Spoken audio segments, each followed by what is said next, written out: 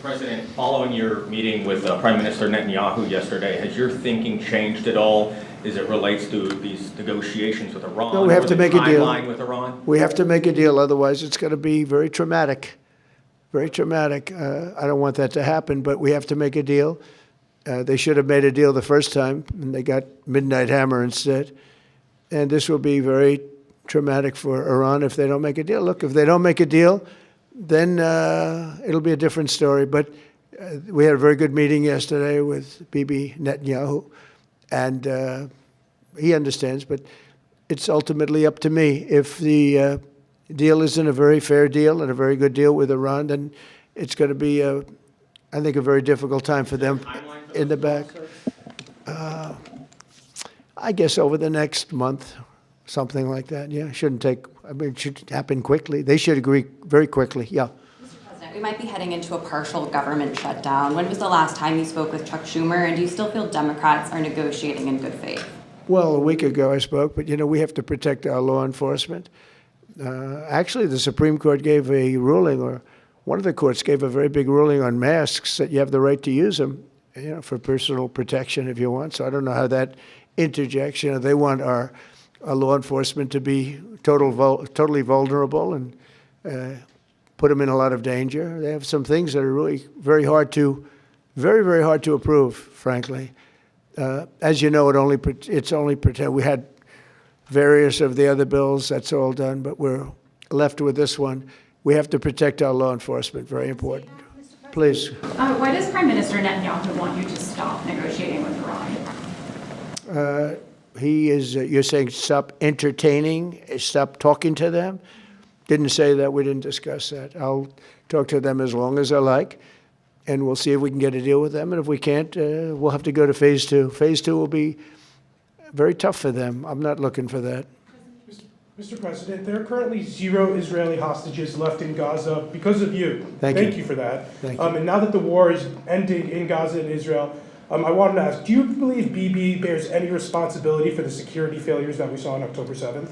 Well, October 7th was a rough time, and I guess everybody's responsible. It's yet to look, but it was a terrible attack. It was a sneak attack. It was as violent as unfortunately, I've seen some of the results at levels that probably even you, good reporter, but probably you haven't seen. It was a horrible thing that took place.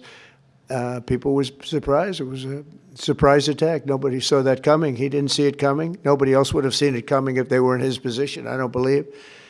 But I can tell you he's been a very good wartime prime minister. He's been very strong. We've worked with him very well. We had tremendous success with Iran and everything else we've done. And he really has been. He's been, you know, extraordinary as far as a wartime prime minister. Not easy. And, you know, you have a president that refuses to give him a pardon. I think that man should be ashamed of himself.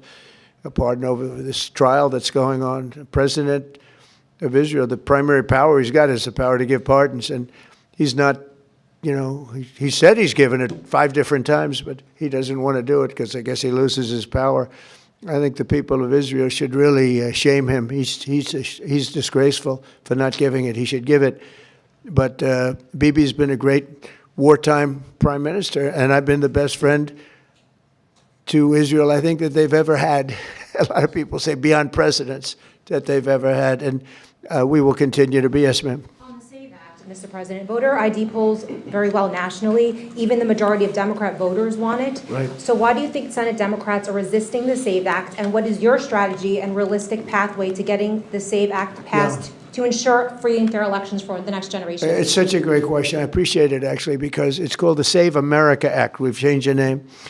It's the Save America Act, and the Democrats are against it. I heard one of them saying, we will stop the Save America Act. No, we're trying to save America. And it has to do with largely voting. And basically, it's got 3 very simple points. It's got voter ID, photo ID, but voter ID with a photo, right? It's got the confirmation of U.S. citizenship. You have to be a citizen. So you have a vote, you have an ID. That's about a 99% one. And I think 90% with Democrats. Then you have confirmation U.S. citizenship. That's about a 99% one with Republicans, about 86% with Democrats, except Democrat politicians because they cheat on elections. And then you have no mail-in ballots. And there would be no mail-in ballots, very important. You know, we're the only country in the world that does a system like we do. We're the only country in the world that has mail-in ballots. The way we do this is unbelievable. It guarantees cheating. So it's no mail-in ballots with the exception of disability, illness, military, or if you're traveling, you can get an exemption. You know, if you happen to be out of the country for a good reason, you can have an exemption. So with exceptions, it's no mail-in ballots, and that will assure the security of our crooked elections. We have crooked elections, yeah.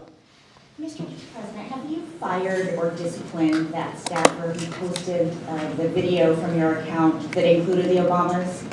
No, I haven't. That was a video on, as you know, voter fraud, and fairly long video, and they had a little piece and had to do with the Lion King. It's been very well, it's been shown all over the place long before that was posted.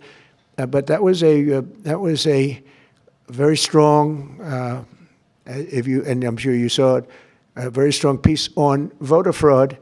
And the piece that you're talking about was all over the place many times, I believe for years. Yeah, please. Mr. President, were you aware that Secretary of Commerce visited Epstein's island, and do you continue to... No, I wasn't aware of it. No, I didn't. I actually haven't spoken to him about it. I wasn't. But from what I hear, he was there with his wife and children.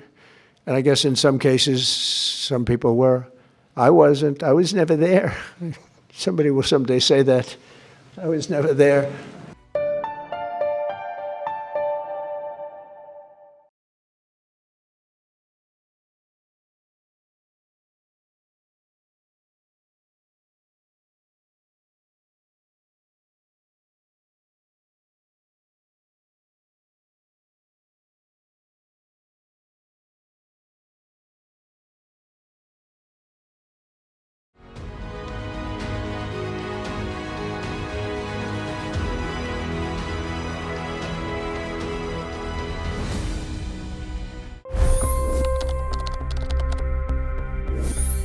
$25 crore गरीब गरीबी को परास्त करके बाहर निकले।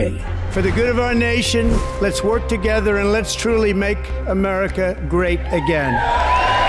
The fastest news breaks. Requested PM saying that look, you will have to speak to Putin and to Zelensky. The biggest newsmakers. The relationship with India is probably the most important bilateral relationship the U.S. will have for the rest of this century. The capital delivered quite an election result today. Expert analysis. The million-dollar question today is how to stop this dance of death.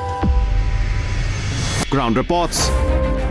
I'm standing at the crossroad of the Kumbh Mela. Behind me are more than 100 entry ghats. Long-form interviews. Exclusionary politics is reflected in Manipur case as well. You don't bother because this is a small state. Deep dive into burning issues. It's often said DRC could be the richest country in the whole world. It's because of what sits underneath. Why exactly did the US topple the Sheikh Hasina government? HT videos. We don't just break news, we break it down.